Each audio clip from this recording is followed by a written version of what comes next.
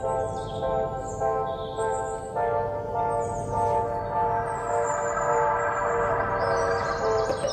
7 kilometro mula sa poblasyon ng Malungon, Sarangani Province, marating mo na ang Kalon Barak. Napakagandang lugar, tila natatagong paraiso na mailap sa tao. Mayroong skyline ridge dito kung saan pwedeng tambayan at mag-relax. Isa rin itong eco-cultural tourism site.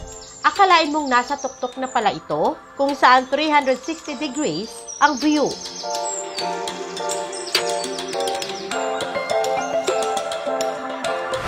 Itong place natin good for camping kasi for relaxation. So, ga-offer po kami ng kung mag-overnight, may mga camping po tayo, pwede for camping sa mga guests. Then may mga rooms for kung gusto nila magtulog sa mga kubo type. Then may mga food din tayo if gusto nila mga native chicken like for that naman.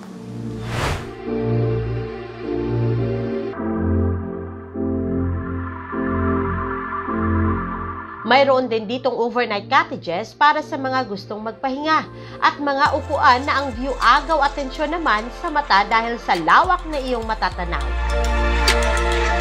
May taas na 750 feet, kaya naman lahat sariwang hangin ang iyong malalanghap. Dahil sa taas ng lugar, maaari mo ma-experience dito ang sea of clouds, sunrise o sunset viewing, kaya ideal para sa mga overnight camping.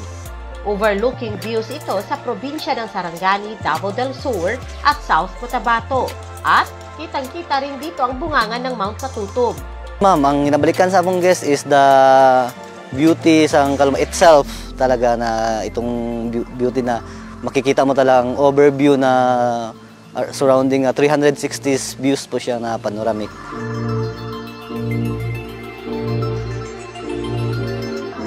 Masarap dito magkape at magmuni-muni.